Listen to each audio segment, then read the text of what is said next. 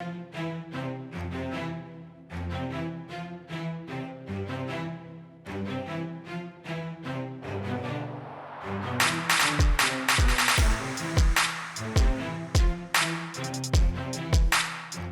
to the Social Chameleon Show, where it's our goal to help you learn, grow, and transform into the person you want to become. Today, I'm talking with Susan Sharp. Susan is a motivational speaker that helps people get unstuck. After a string of successes outside of higher education, including her book, Midlife Wisdom, and her art selected for use on the set of the Netflix drama Orange is the New Black, she left life as a professor of 23 years in theater and public speaking to focus on her own speaking, art, and writing, all of which are about bringing a message of hope to people who feel stuck. As a motivational speaker, she helps people get unstuck by breaking through the boundaries that are limiting them or the team and has them reframe the problems they're facing. Her positive motivational speaking inspires audiences to action, whether it's a midlife rut, a lackluster workplace, or motivation to aim and dream bigger. Susan helps people make a lasting impact. We talk about a lot of different things here. She was a professor. And so we kind of talk in that framework. I don't want you guys to think that this only applies to that situation. We all work in some type of thing where there is these different types of things that she talks about, different problems. We all deal with difficult people. It's not just a college, university type thing. So take the lessons out of that, the things that are happening out of maybe the context of the university, and apply that mentally to what you're doing in your situation, in work, dealing with people and stuff like that. I don't want everybody getting caught up in, this is about college and this is about, university or the higher education system or whatever. It's just where she worked and where she learned these things. So come into this episode with that mind frame of the lessons are there, the content, not so much the context, without any further yammering on and yapping my mouth. Please enjoy my episode with Susan. Susan, welcome to the Social Chameleon Show. Thank you so much for reaching out and getting on here. I look forward to our conversation here today. Thanks for having me. Yeah, you're welcome. I kind of want to just jump right in. You messaged me one of these great messages that really piqued my interest, and I just want to kind of pose that, and we can just start from there. You said to me, at 50, I quit my job, wrote a book, and reinvented myself. Can we talk through that? You bet. Yeah, I suppose I had what a lot of people at midlife have, which is, I don't call it a crisis because I don't really think it was a crisis. I truly think what I was having was real burnout in my career as a professor. Yeah. And I had tried to work through it 5 to 10 years. I probably should have left 5 to 10 years earlier, but I worked through it in various ways. But I was at the end of my creative reinventing myself in that job. Mm-hmm. And I don't think midlife is always about needing to get a divorce and quit your job and move to an island. But right. in my case, I felt I had to have some change. And a vacation wasn't going to help. It was more than that. And so I thought there's a whole lot of people in midlife probably experiencing the same thing. Yeah. And I think it's at that point where you take stock and you reevaluate and you say, well, if I'm not going to continue as I am, what am I going to do? Mm-hmm. And it was in that moment that I thought, I need to write a book, because if I'm feeling it, other people are feeling it too. Mm-hmm. And I felt that I had some perspective and value to offer people in a book through the idea of helping ourselves. So it's not just me telling you what to do. Mm-hmm. It's sort of a unique format in that it is part essays from my life and what I learned along the journey. Mm-hmm. And then about 60% of the book is actually a place for you to work out your own stuff through journaling. That's brave. I mean, congratulations. Most people, especially as a professor, you were, I believe, 23 years. So I would assume you had tenure and everything, and you were ready to go. Oh, yeah. And life was great. You pretty much couldn't get yourself fired if you tried. I mean, yep. That is, most people would just be like, never forget it. What is this burnout? What was that? Is it just overworking? What was that about? Well, I was a professor of theater, so yes, I'm teaching classes day to day, but a large part of my job was the creative end. Mm-hmm. And creativity is wonderful, and I've banked my whole life on my creative skills. Mm-hmm. But you get to a point where you can't muster the creative energy to do. I mean, I thought to myself, if I have to audition one more play, if I have to build a set for one more play, Mm-hmm. it just became like, I can't do that anymore. I have no desire to do that anymore. And you're right, it was a risky thing. I was 5 years from retirement. Mm-hmm. Very risky. Yeah. But who said it? No risk, no reward. Right. I also like what Picasso said, which is, I'm always doing something I cannot do in order to know what I can do. Right. So I guess maybe my propensity for risk aversion is maybe higher than other people's, but I really look back and I think I didn't have a choice. I couldn't continue on the path. I couldn't move into another job or stay at the same, it was not an option to stay. So if you're going to leave, what are you going to do? Well, I've always wanted to work for myself, and I've always had the side ventures. Mm-hmm. I've always been writing. So it was a natural, path for me, I guess, to try to break out and make it full time with my art, my speaking, and my writing. Why didn't you just get rid of those tasks you didn't want to do? Why don't you just get the students or somebody to make the sets and to come up with the plays, and you just kind of oversee it, and you just be that maybe the boss or the leader or whatever it is that just kind of facilitating everything and just get those things off that were making you feel burned out? Maybe it's because I'm an all-in kind of person. Mm-hmm. I'm either all in or I'm all out. I don't really dip my toe in things. If I'm going to do something, I want to do it to the best of my abilities. And I only know, I guess, how to throw my whole self in. Mm-hmm. Maybe that's a boundary thing. Maybe I'm psychologically not all there, but we all are. But that's how I work. And I think that that's the curse that at the same time has made me very successful, but has also led to the burnout. And I don't necessarily have a great answer for that. I think it's a true mental health thing. I think it's a true phenomenon that happens. Yeah. I think our propensity or our what do I want to say? Our ability to deal with that gets shorter the older we get. Right. So how do you keep moving forward? And for me, moving forward was, I would have rather thrown it all in and failed big rather than just sitting where I was. I felt that wasn't an option. It's not an option for everyone. I'm not telling everyone to go quit your job. I think that would just be bad advice. Right. And as we speak, I just looked at my stock portfolio, as I'm sure everyone is, absolutely reeling today or this week. We're end of February for reference point here. We're recording. Yeah. And so everyone's feeling it. Today, it's, isn't it ironic that I'm on with you talking about how great it is I changed my life, and here my stock portfolios in the toilet. It's risk. I think that fits beautifully with your podcast. Yeah. We are social chameleons. We change and adapt and change our colors, and that's part of being a human. That's part of being an adult. Yeah.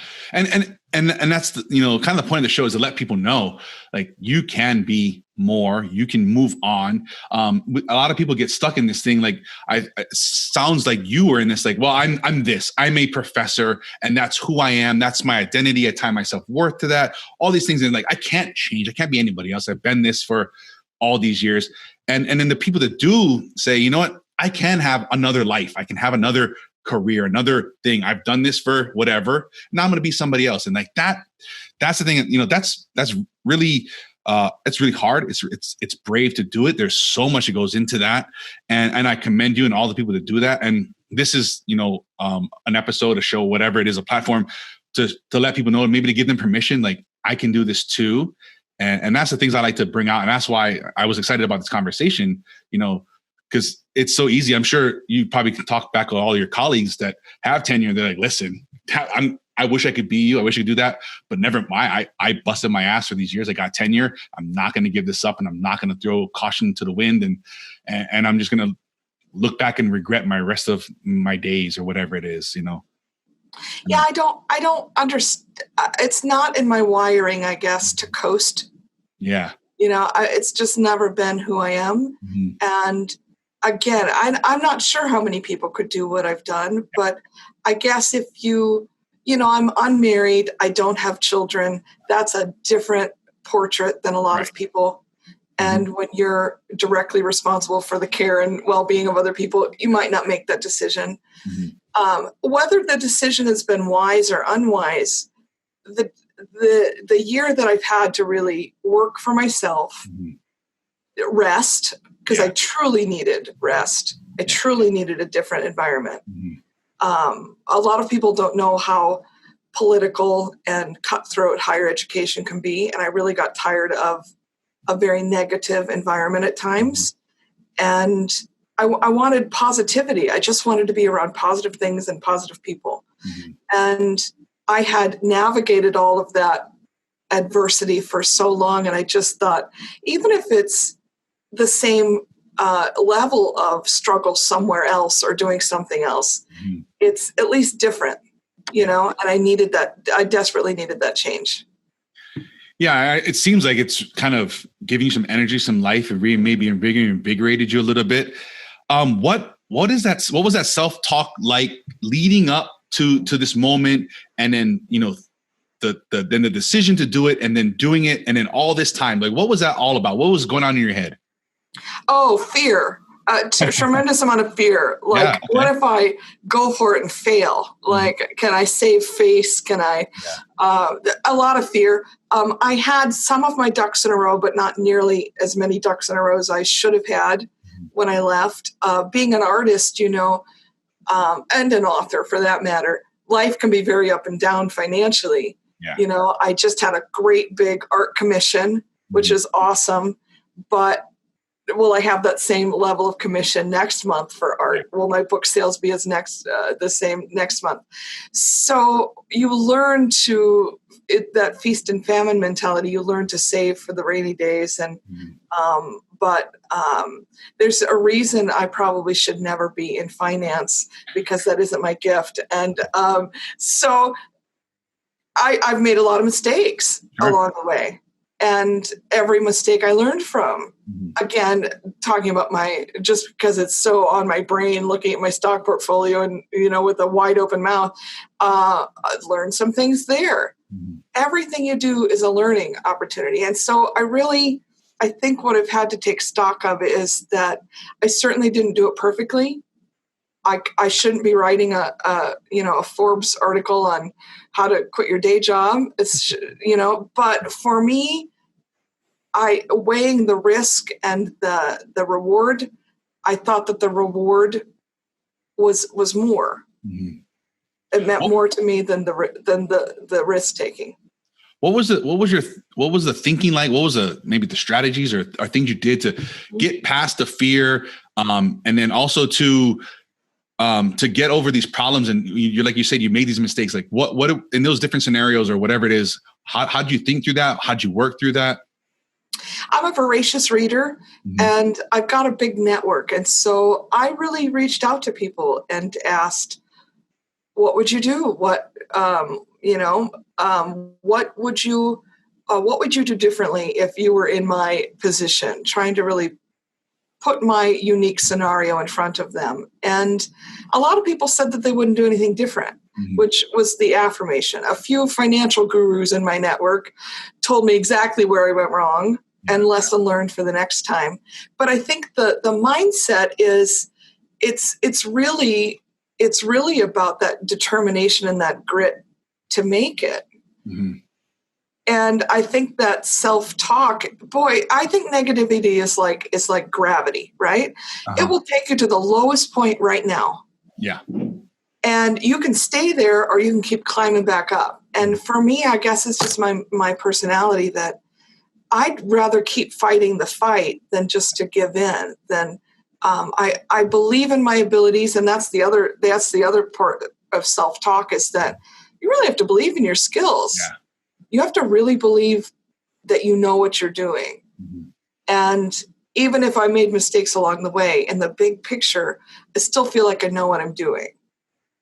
May I have to go back to the workforce? Maybe, but I've had some successes in the year that I've done this, and so far so good. Yeah. And but it's a lot of positive self-talk.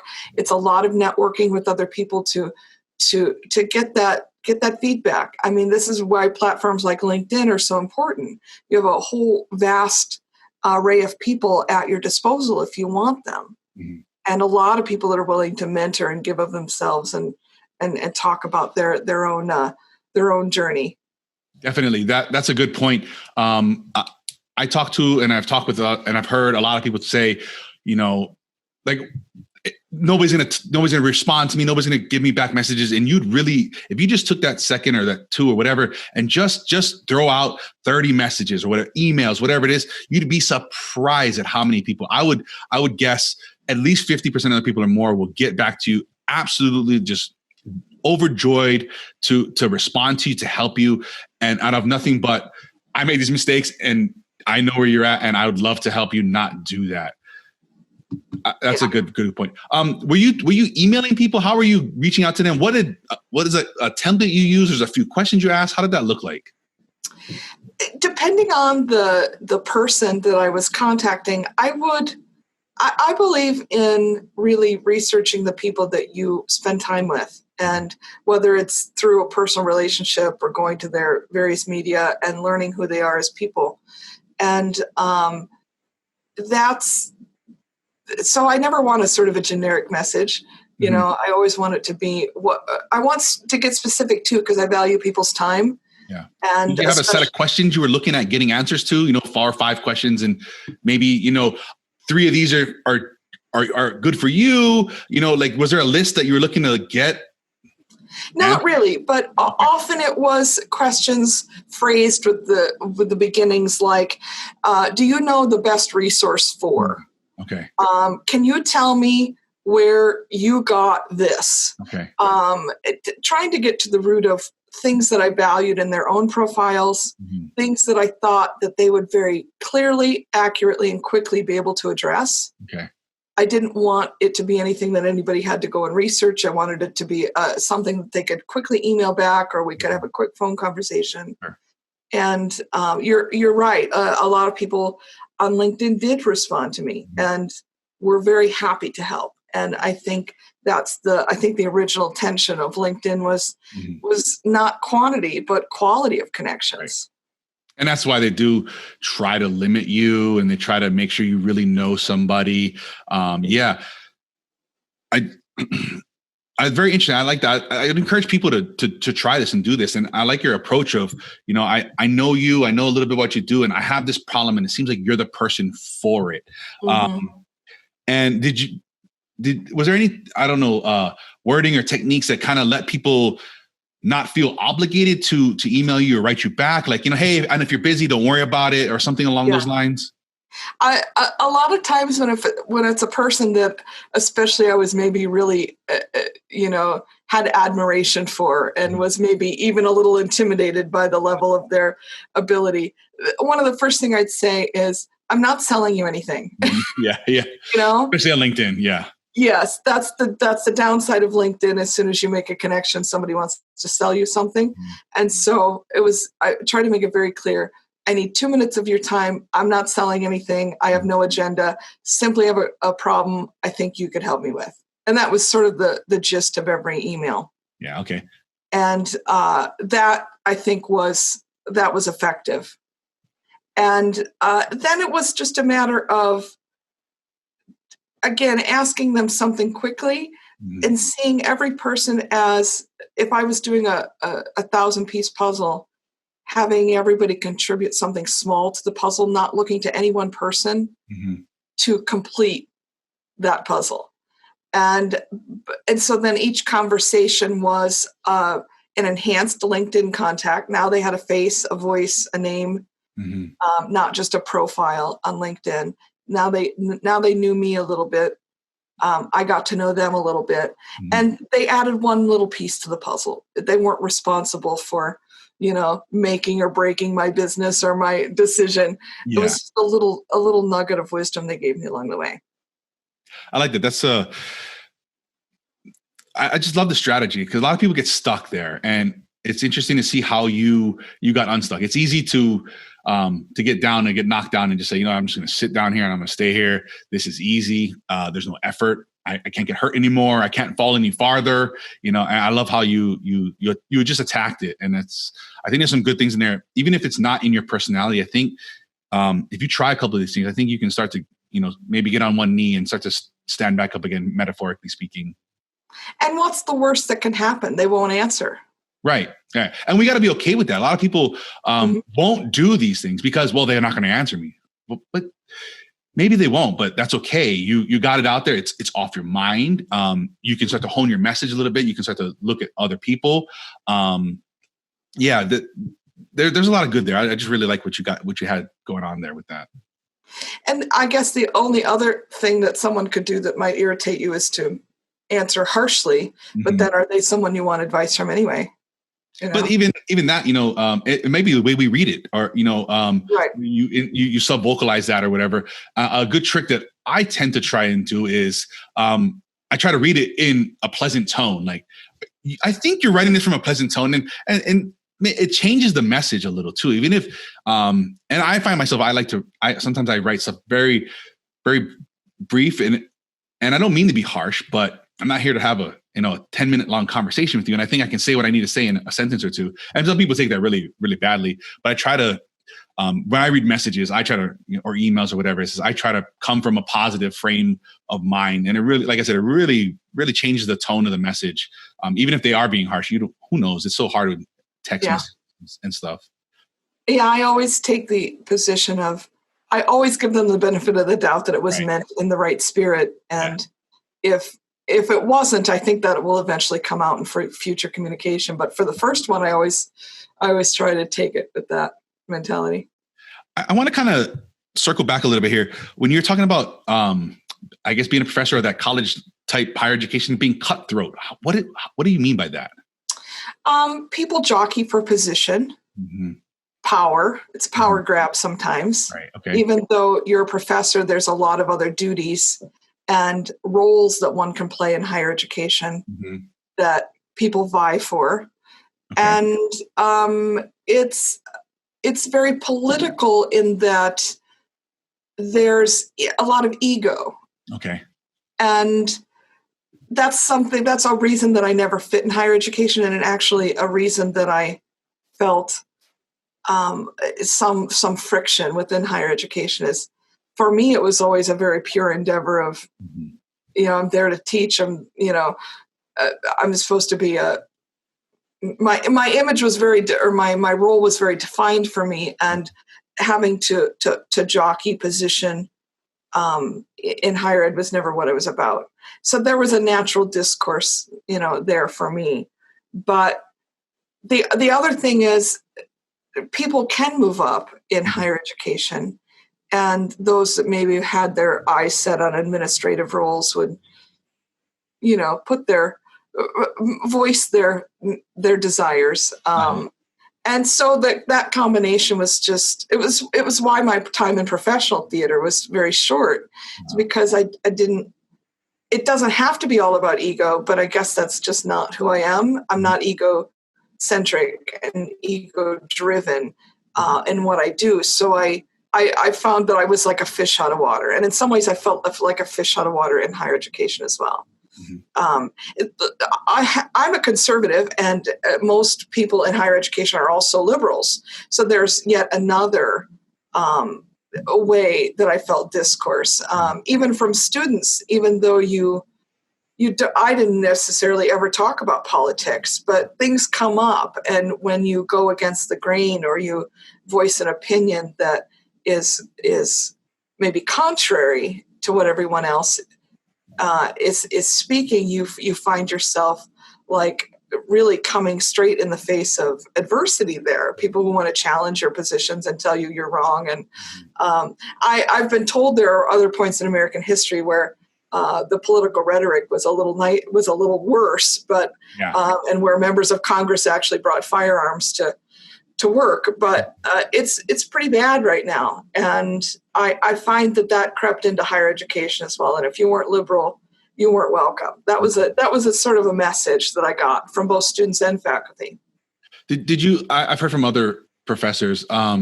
Did you feel like maybe your job was in jeopardy, or there was a fear of some type of lawsuit or something along those lines, or students, saying, I don't like what you had to say there, or anything along those lines?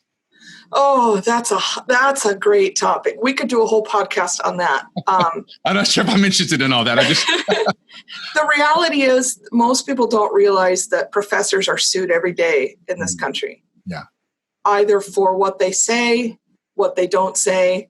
It's become a popular thing to attack others that seem to violate your safe space or have a different opinion of yours. Yeah, and again, I don't like conflict. I'll deal with it if I have to, but I don't necessarily love conflict. And so I always try to redirect. I think understanding that somebody is emotional about what you just said, I can't change the way they reacted to it. And if it was nothing that I said that was wrong, I can't take responsibility for how they reacted to it. But unpacking it tells me there's a whole lot of anger somewhere. It's probably not of me. Right. I was just the messenger. But we now have a society where students want safe space that the world otherwise does not. Outside of higher ed, there ain't no safe space. Right. And if any, and that's the thing I think about, if any place that you don't want that, you want people to have discussions and debates, it should be there where you can learn and go through these things and talk through these things in a manner that has no consequences necessarily. You're not going to be fired. You're not going to go to HR or something like that. You guys can have, as students and teachers and whatnot, have a debate. And that's a place where people should be allowed to express themselves and voice their thoughts or opinions without repercussions or getting somebody fired or going on these rants and having these protests and stuff because the professor said something about people being white or something. Who knows? Whatever these weird things you see in the news nowadays. Yeah, I have found that the mentality that most faculty have these days are just put your head down and you don't get called to HR. That's what I hear from other not an environment I want to be in. That's not why. I mean, it's so radically different from the time I started teaching to the end of it, where you needed to be concerned about being sued by a student who didn't like what you had to say. Right. Or who took something totally out of context, which actually happened to me. A complaint where it was taken totally out of context, made into be something that it was not. And pretty much I was in defensive mode. I had to defend myself versus understanding that I came from a good place in the beginning. Right. It was just automatically assumed that it was intentionally. And that's another point about higher ed, which is that the economic realities of higher education have changed a lot as information and education is more and more online, especially at the community college level. They have failed to keep up with the idea that not everyone wants or needs face-to-face. In other words, we need new paradigms of education, but traditional college education is still very much the same in format, time frame, course load. But we're still dealing with the 1960s model of higher education. Right. It has failed to keep up. And that was my frustration in college too. I was forced to take all these classes and I just had no interest in. And it cost me, I went to a community college and it was paid for in my case by the government, but I had to spend hours and hours and hours, and the government had to spend hundreds of dollars for books and for fees and all this stuff. I didn't even want to sit. I wound up just dropping out because it was just so frustrating. And at the time when I was in school, it was 20 years ago now, it wasn't easy to get information. It wasn't easy to get these things. You had to sit in a library, and that was that really. And maybe you get lucky and you buy a VHS or a DVD course. Now I can go on any major university's website and I can take any lecture I want to see, exactly what I want to see for free. I can go on MIT's website right now, Harvard. I can watch free lectures. Unbelievable. Yeah. And so what because of that, what has happened is people are second guessing the value of higher ed. Yeah. And for the first time I saw, in the state of Illinois where I'm at, we saw the community colleges of Chicago, one of the largest community college districts in the country, lay off hundreds of full-time tenured faculty. Wow. And we were feeling that even where I was in Illinois, we were feeling like if a program wasn't doing well, they were breathing down your neck. Well, why aren't your numbers better? Why is your program in the red? Mm-hmm. So now I not only have to teach the classes, I have to do the recruiting for my own classes. Then you get a student in there who doesn't realize why they need to be taking this class, and then you have to justify your class. So I have to create the class, recruit for the class, teach the class, justify the class. Wow. And there's no safety. Being tenured doesn't mean anything anymore, it seems like. It doesn't, if your numbers aren't good. Mm-hmm. So I've just felt it was like a kind of, I just kept thinking, wow, I just didn't see that coming. I didn't see the day and age where I would feel in such an outdated kind of paradigm of education. And I think the community college has a lot on their plate in terms of navigating the financial aid changes. And there's more and more scrutiny upon students who are just trying to milk the system for money. And that's a good thing. That's a very good thing, I think. And as the money gets scarcer for higher ed in terms of grants and loans, I think the preparedness level of students is at an all-time low. Mm-hmm.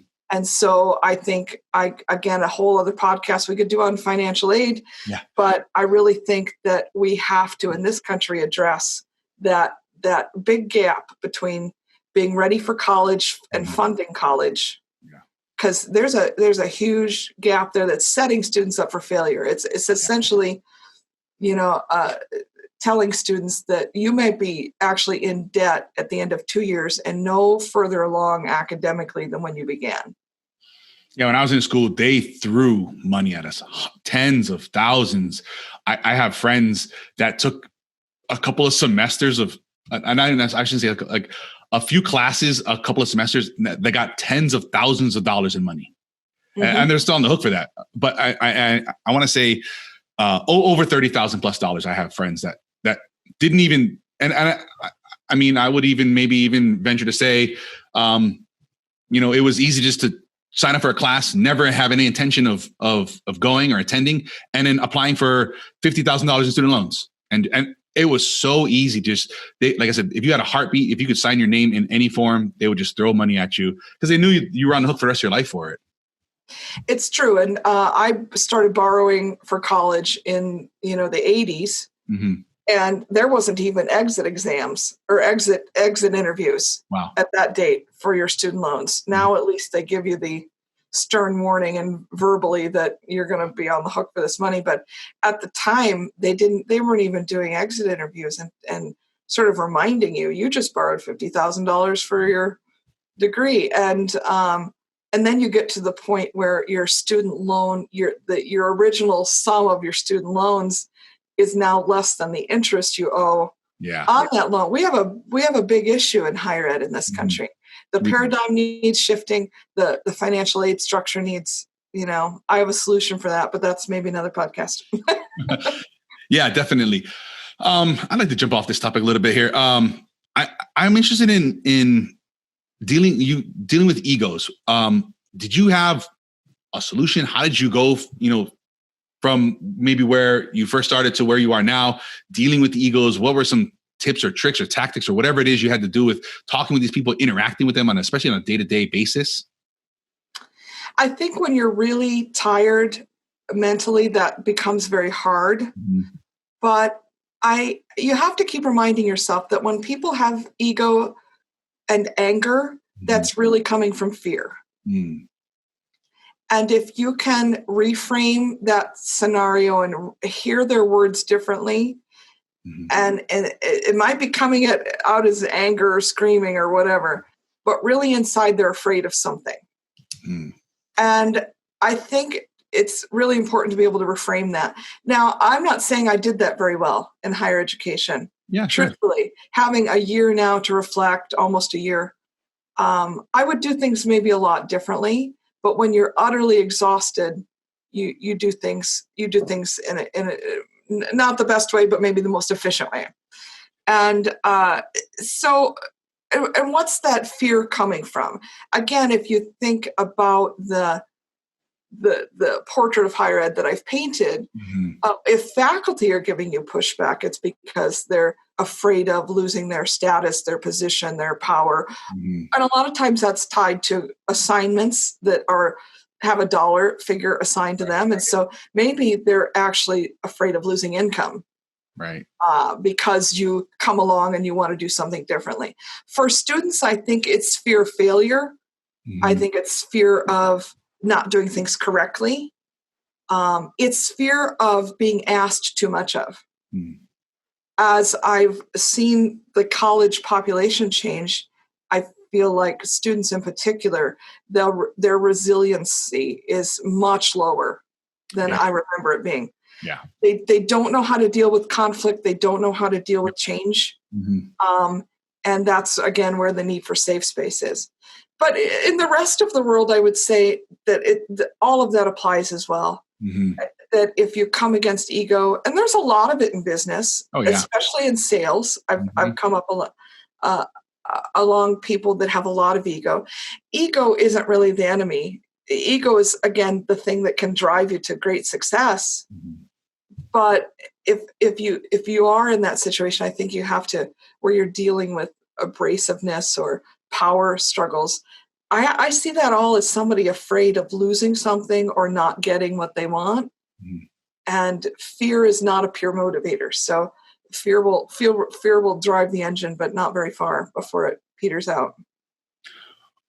Looking back, like you were saying, do you have maybe an example or some type of thought on how you do handle now, maybe, or how you would handle these things? I think where students were concerned at the end of my teaching career, that burnout was so bad that my patience level was very low. And so I didn't have the ability to separate my own emotion from the student's emotion. So I had this very difficult student, I think my last year of teaching, and he needed constant attention.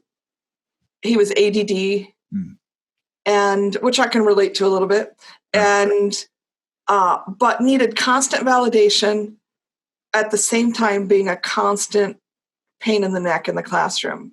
Had a comment about everything, had a joke about everything. Every rule he tried to break. He was just like that.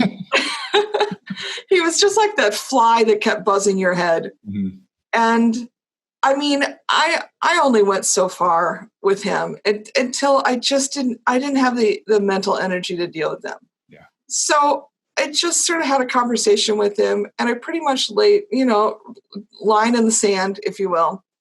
And he crossed yet even that. Oh boy.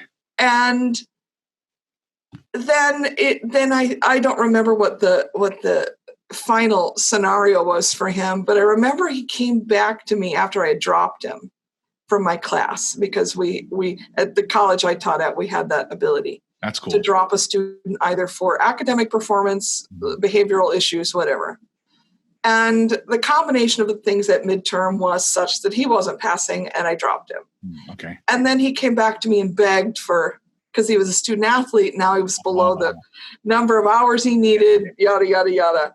And I remember saying to him, you burned bridges. You kept choosing to do exactly what I said not to do, and you burned bridges. I said, I don't know. I don't know what to do with you. My patience is tried. I don't have the ability to deal with you anymore. I would hope that today I would never say that to a student. But I still feel like the outcome would have been the same. I probably would still not have done anything differently for him. But I pretty much gave him the mom speech. If I knew his middle name, I probably would have used it. I was just at the end of my rope, like, get a job, move out of the house. That was that kind of mentality. Like, I'm done with you. Mm-hmm. And I don't ever want to be done with anybody. You know, I don't ever want to communicate out of anger. Yeah. But that was a lesson for me too, to just affirm that I'm done mentally. And there's no equipping a faculty to deal with students like that. At the same, I didn't mean this to be a podcast about higher ed, but it's okay. It's just where the conversation's going. But I do feel like at the same time, students are ill-equipped to deal with the challenges academically of higher education. Colleges are more and more in need of students for headcount, for money, for federal dollars. And the dangerous shift that I see in higher education is that we will now take any student and pass any student to retain those federal dollars. Oh, interesting. That's a dangerous thing. Yeah. Because now we're putting a different spin on what it is to have a college degree. Mm. And is it still about achievement? Is it about the college's need to stay open? Interesting. And I think the higher ed is going to have to deal with this. The colleges in general are going to have to deal with this moving forward, just as much as they're going to have to deal with the paradigm shift of 50-minute classes or hour-and-a-half classes and the Monday through Friday schedule. Mm-hmm. Maybe at one point higher ed was about teaching you how to juggle 5 different subjects. But I think most people growing up today have always been juggling a lot. Right. If you think about it, kids entering college today have never known life without the internet. Right. They have never known life without a cell phone. Mm-hmm. They have never known life without juggling 3 or 4 different sports devices. Activities, whatever. Yeah. Yeah. Mm-hmm. I don't think that paradigm of higher ed fits anymore. I always advocated for the one class at a time idea. Interesting. You take one class for 6 or 7 weeks and that's all you do. It's interesting. But for somebody like me who struggled with math and science, yeah, I needed intensive help with math and science, but I was trying to get it in the framework of 2 days a week. Mm. And it doesn't work. I struggled greatly with those subjects. I guess going forward, maybe whatever, how would you deal with somebody like that now? What is the lessons you learned and maybe the shifts you've made in the way you look at things and conduct yourself? And I don't mean that in a bad way or whatever. We're all learning, we're all growing and stuff. Do you have ideas or what have you implemented or how these situations come up again and you like, wow, it's such a different way of handling this now? Is there something like that? One is to approach everyone with compassion. I think we rarely know all of the difficulties someone is going through. Yeah. And so the students may have terrible behavior. The faculty may be petty and gnawing their way up the ladder, but that's coming from whatever there is in their life. And even though I don't like the behavior, it's so contrary to what I would do or I would hope I would do. It's still at the end of the day, I think dealing with people is all about being able to peel back the layers of the onion and realize that that's just the one thing that's on the forefront. Probably a whole lot of other things that we don't know about that are driving how they're feeling or behaving. And I think the other thing is that I know that I can't change the higher education system. I knew that I wasn't going to have any more resources to combat student behavior problems. I wasn't going to have any smarter students who are more academically prepared. Mm-hmm. I don't feel like the colleges are training or equipping faculty to do any more than they're doing. So I feel like we're all sort of winging it in that regard. And that's an environment I didn't like to be in. I didn't like that winging it aspect. Mm-hmm. I felt like colleges in general need to address the growing mental health crisis in our kids, the growing mental health crisis within our faculty. Let's face it. I think mental health in general, it doesn't discriminate. I think we're all dealing with mental health issues. It's just how bad is it? Right. And we also have to cope with the challenges of day-to-day living as financial aid gets constrained, restricted. Students are not going away. They're continuing to persist to come, but now maybe they're coming even though they really don't know how they're going to get to class tomorrow. Yeah. Are they going to get the bus? The bus doesn't run after this time at that place. How are they going to get home? I think navigating those lots of different socioeconomic factors, colleges have to sort of address that. And I don't see that really happening at the level that it should be.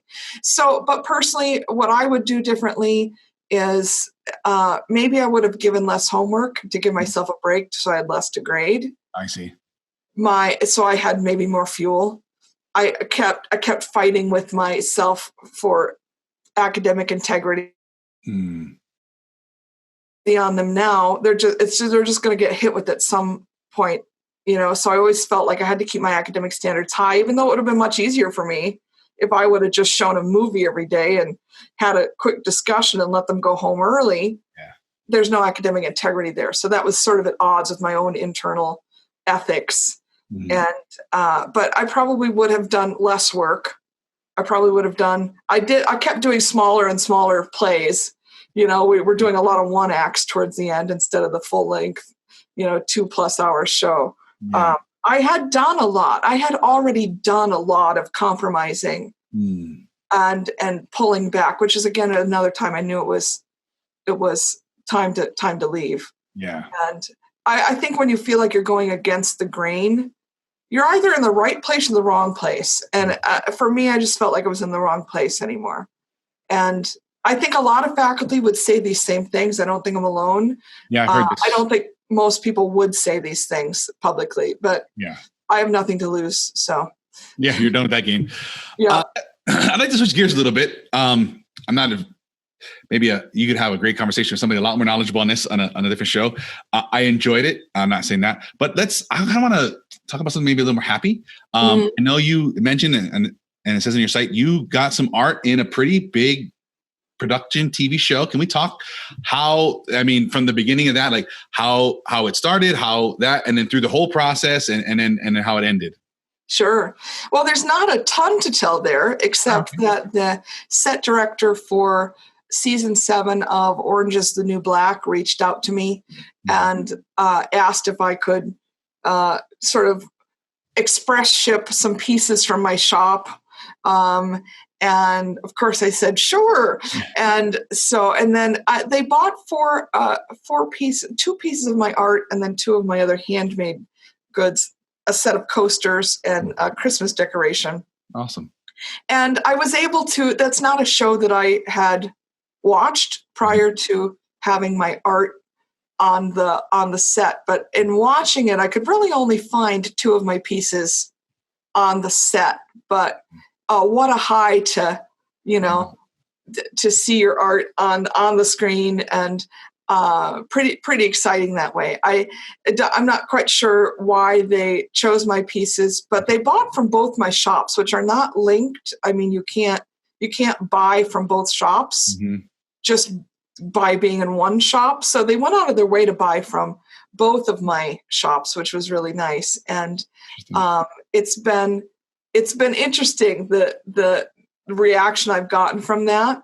And the set director was really, really cool and definitely wanted things right away, but not a lot to tell other than I have the photographic evidence that my work was on the set. And I worked really hard. I had worked really hard on doing some marketing right before that. So I felt like that was a win. Like my marketing efforts had paid off. Yeah, I'll link those pictures for you guys to see on the show notes. How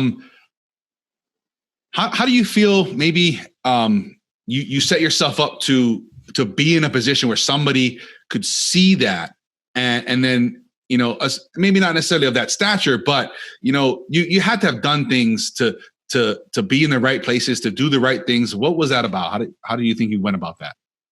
I think part of it was luck. I mean, sure. I happened to have the timing of my marketing efforts, the timing of those listings going up coincided.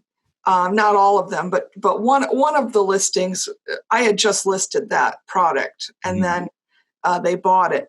But yes, I think figuring out how to drive traffic to your site is everyone's right golden nugget, right? Yeah, right. And all I can say is that it was sort of consistent work to make sure that what I was selling was being search engine optimized and using the right tags and keywords and hashtags, and so it was. I do think it was probably 50% luck and 50% my marketing efforts.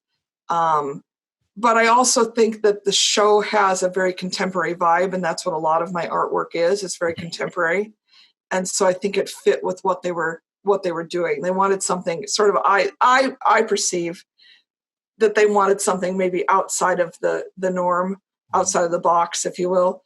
And the large art piece that they bought definitely is not a typical kind of piece. It's a woven, upcycled piece. I got a section of old billboard, painted an abstract painting over it, cut it up, and then wove it. And that was the piece that they bought. And it's very, very atypical, if you will. It's not like it's just a flat painting. Yeah, so I saw it. I was trying to figure out what it was. It looked like, I was like, the little tiles glued on or something. It's nice to know you wove it. Okay, that makes a lot of sense now. Yeah. So, and I think the other thing is, again, how you deal with people. I was able to respond to them right away. Had I waited to respond or not checked my email, maybe they would have gone along and bought from somebody else. But I immediately responded to those emails. Can you express ship? Would you be willing to do this? Whatever. And I was open to that. I was able to get it in the mail the next day. So I hopped on that opportunity. I didn't wait. I guess sounds like the moral of the story, I guess, is keep working, be ready for opportunity, and embrace luck, and make things happen. And then when you get that luck, make sure you share it, because you're right. I say it's luck. Maybe it's more strategy than luck, but be willing to share the success you have along the way. One of the things that's been hard for me is self-promotion. Again, I don't feel like I'm really driven by my ego. I just want to help people. I want to put good things out in the world that make people better people. And I think you have to be willing to put yourself out there and share with the world what you're doing. I'm learning how to do that more consistently. Yeah. But at the end of the day, I think people want to know what you're up to. They want to know, do you have something to offer? What are some ways that you've been doing or trying lately that you're seeing some success, and maybe some other things you've dropped that weren't really as successful as maybe you'd hoped or thought? Well, as an entrepreneur, you are bombarded with opportunities, software, courses, books, platforms, you name it. How do you know what's going to be good and what's going to be bad? And I think I bought a lot of courses, I bought a lot of books, and I think you have to trust yourself, and you have to stop thinking that there's a magic wand that somebody figured out how to do something easy peasy, and you're just going to buy the software, download it, and you're going to be a millionaire. Yeah. Right? There's so many of these things out there. And I think they prey on the best of the entrepreneurial spirit, which is that risk-taking and that dreamer in us, and that willingness to work hard. But I think there's a lot of things that prey on that good spirit. And so I think one of the things I learned to do is just to say no. No, I don't want your software. No, I don't want, no. And to say, because I had said yes already to things that were working, and I just needed to sort of tune those out and stop thinking that there's something more, there's something better. Yeah. I heard once that the reason that courses are so popular to sell is because 80% of people that buy them never finish them. Yeah. So most people don't even start them. Yeah. So because what you're really doing is they're really selling you hope. Yeah. And I'm not buying hope anymore. I have hope from other places, right? So stop buying hope. Stop and thinking that somebody else has already figured it all out, because they haven't. Maybe they're making a lot more money than you, but they haven't figured it all out. And everything you do has pros and cons, right? And so if you do buy a course and you take it and you do very well at it, there might be a downside to that as well. So I guess stop feeling like everybody else has all the answers and embrace the idea that most people are exactly where you're at, which is that they're trying to figure it out day to day. Mm-hmm. And there is no magic wand. Yeah. There is no one thing that you can do that's going to suddenly bring in the money it's a combination of things over time, just like investing is. It's a combination of things over time. And so I think that was hard for me, because it's like, I'm like the dog and squirrel, right? I can be really distracted, really ADD sometimes. And I shiny penny syndrome, whatever you want to call it. Yeah. I can really get to me and I think, oh, well, there's the answer. Nope, there's the answer. Nope, there's the answer. Just stay the course, try one thing, commit to it. Yeah. You have a great marketing course you've bought. Great. Now sit down and do it. Yeah. And that's the key is doing it. Even with books too, I think something like, only like 3% of people ever get past the first chapter. Wow. But it's okay sometimes to say, this isn't for me, and chuck it away and move on. Time is so finite. If you're only going to read 10 books a year, yeah, sure, maybe pick the first thing and go. But definitely, I have that same problem. I don't know how many things I can look through, and stuff I've started or finished or I bought it and I'm like, I'm gonna do that, and then this is gonna do this, and then I never did that because I got distracted with something else. And that is the one thing I learned as well, is just putting in the effort and just doing it and wholeheartedly just giving it an effort and tuning it and going and trying and just keep going. Yeah, definitely. That's good. So you wrote a book, and I'm sure that was fun. What was the hardest part of writing a book that you didn't expect? Well, I tried to write the book that I needed to read. Okay. And when I really got honest with myself, I needed to be a lot more vulnerable than I was being. Because that whole fear thing that we talked about, I think I had to embrace that with myself. Well, what is my fear? What is my greatest fear? And I think I found it. And my fear is looking stupid. Yeah. So I have, 2 degrees, a certificate, but I still feel like I'm the stupid girl in the room. And I had to sort of face that fear. And it's an irrational fear. I know I'm not stupid, but I felt stupid. And I think that feeling of being stupid was the fear, right? Oh, what if everybody else finds out I'm stupid? And so I had a little epiphany in that, which is to share my vulnerabilities, to share that I felt like that. Because again, if I'm feeling it, I bet other people are feeling it too. Yeah. And so the book sort of evolved. It started out to be just a straight journal. And then it morphed into, I needed to share parts of my own life and what I learned up to midlife. And so I took one essay from each decade of my life leading up to midlife, along with some other essays that sort of showed the reader what I had learned in the hopes that they would be inspired to write their own story or work out their own stuff. And so I wrote the book I needed to read, and I really needed somebody to say, especially for women, that we need to just let go of the stuff that happened 30 years ago. See, women, men might not know this, although I think most married men know this, which is that women do not forget when they were wronged. Yeah, true story. We remember the girl in 3rd grade who pulled our hair. We may have forgiven her. Right. but we have not forgotten. And women especially need to get to at midlife especially, we need to get to the point where we can sort of forgive others, forgive ourselves. Mm-hmm. That's harder. Forgiving ourselves is so much harder. From a faith standpoint, I think that's why, people have this image of God as this, as this grand being who wants to punish you. I really think the fact that we can't forgive ourselves is the greatest punishment, right? God's forgiven us, right? But we're hanging on to it. Yeah. God's like, I don't even know what you're talking about, but we're still hanging on to it. Yeah.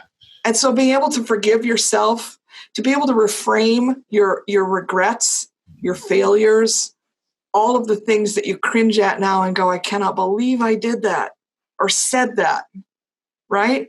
To be able to just forgive yourself, forgive others, and see midlife as the perfect point in life to reframe everything. You're wise enough to be a mentor to a young person and yet to be the young person to an old person. Mm-hmm.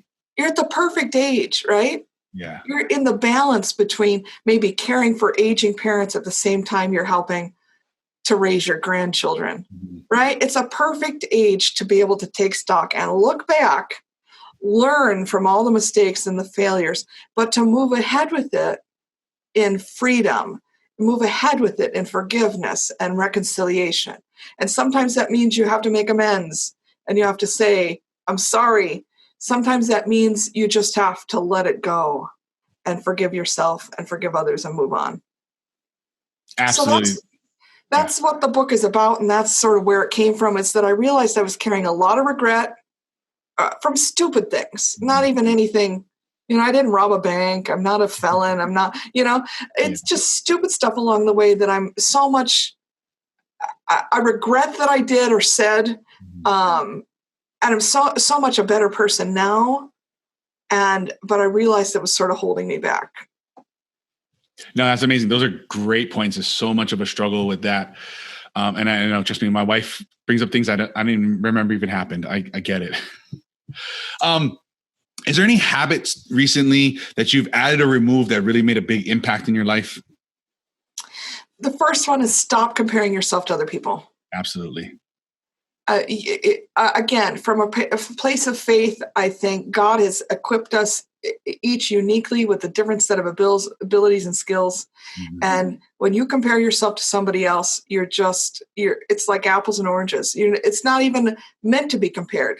Yeah. And so I think that's a futile exercise. Yeah. It's a futile exercise to keep comparing yourself. Well, he makes more than I do. Mm-hmm. Her book is better. Mm-hmm. So what? Just keep your eyes on you. Yeah. It's like going back to kindergarten, right? Keep your hands to yourselves. Mind your own business. Like what you're doing. Yeah, that's a recipe for disaster. It is. And I think you also can't see the good that you can do from your unique position if you're constantly, I say this a lot, but, a bird spends no time wishing it were a squirrel. Yeah. Zero. Yes. Zero time expended. And so just make it natural. In nature, they don't compare. They're not envious. So just like what you have. Again, being willing to forgive others, forgive yourself especially, is another habit. And it is a habit because I may forgive the person today or I may forgive myself today, but then tomorrow maybe I have a bad day. Mm-hmm. And then I have to start all over again. I think this is, again, going back to nature. Why do we have to eat several times a day? Mm-hmm. Right? It's because it's not a one and done. You don't eat on Monday and then you're good till next Tuesday. Yeah, you worked out once and I'm good. I'm healthy now. Yeah. Right. Although I really wish that's the way it worked. Yeah, sometimes I dream of that. Yeah, and so I think it's a daily thing. You have to pick it back up and reconcile it every day and just keep it on. Definitely. Is there a book that you would say has changed your life the most? Oh, there's two that come to mind. Sure. Your Inner Critic is a Big Jerk by Danielle Cresa. or Krissa, your inner critic is a big jerk. It's sort of like everything I could have said, but she said it even better. Yeah. And it really is a kick in the pants to like, just get over yourself and stop being so negative. And then the other one is You're a Badass by Jen Sincero. Okay. And then the follow-up, I think, is even better, which is You're a Badass at Making Money. Okay. And she has a whole badass series, if I can say that on your podcast. You can say whatever you want. But she has the whole badass series. And this is a woman who was sort of really good at helping everybody else, but couldn't help herself. Mm-hmm. And learned how to reinvent herself, was sort of living on friends' couches, and at age 40 sort of had maybe a midlife awakening, although she doesn't call it that, and realized that her gift was helping other people, but she couldn't apply that to her own life. And so she gave herself a pep talk and a lot of other good strategies, and almost pretty quickly was very successful financially. And that's just a good read. That's like, if you were to just dive into those two books and take nibbles out of those every day, that would be great. There's another book that was influential in my decision to finally just leave work, even though I didn't have all my strategy in place. And that was a book called at the, I'm going to misquote it. I think it's at the crossroads between should and must. Okay. Really helping you to see what's a definite should in your life. Yeah. What's a must, right? So should maybe being out of obligation, and must being out of necessity. And that was another good book. And I butchered the title, but okay. We'll correct it in the show notes for everybody. Okay, very good. Over there, and we'll have that linked up for you guys. Perfect. Those are great. I've never heard of those, and they sound interesting. So I'm going to definitely add them to my reading list. Thank you for those. Where can people find out more about what you're up to and all the different things? What's the best places for people to head over to? asharpdifference.com is my personal website, and that talks about all the projects I'm doing. It even talks about the books I've written, and all links to those are there as well. Okay. And my Amazon author page also has quite a lot of information and some value there. I'll link all those for you guys. So don't worry. Don't rush out and do nothing. We'll have that at the show notes for you guys, all linked up. Super easy. Is there a social media? Do you use social media at all? Is there a good place people can connect and learn more about you there? Or well, because I'm not very good at all of the self-promotion, I'm learning. Okay. But you can go to A Sharp Difference on Facebook. If you look up that page, there's links there, and I've tried to cross-link to my sites for my art. Okay. My art will be susandsharp.com. Okay. So perfect. I'll give you all of those. And perfect. Absolutely. We'll link all that for you guys if you're interested in checking it out. And then before we wrap up here, on the Social Chameleon Show, we'd like to do a weekly challenge, either something we've talked about here, an idea or concept or whatever it is, or something completely different. It's up to you, because I'd like to give you the opportunity to challenge our listeners and viewers for this week's challenge. I think the challenge is to find out what you really want. And I think most of us don't know what we want. Mm-hmm. So I think if you make a pros and cons list, as old-fashioned as that seems, what do you really want? And what's stopping you from getting it? And if fear is the thing that's stopping you from getting it, that's a different conversation than money or anything else. But I think most of the time we find that we don't go after something because of fear. And that's exactly what I tried not to do. And that's why I left my day job for entrepreneurship. And so I would just challenge people to find out what you really want. And it's about goals to get there, baby steps to get there. That's a great challenge. Thank you so much for all the things you shared and everything. I know we talked a lot about school, but I think we can kind of extrapolate the lessons there. Even though it was about college or higher education, whatever, university type things. I think there's some good lessons there. So thank you, sir, for sharing that. Even though the context was maybe a little different, I really appreciate all your insight and everything. You have a great site, and I loved a lot of things there. And there's a lot of things there. I love the vulnerability and stuff in your book and everything. That's really great. Thank you. Thank you.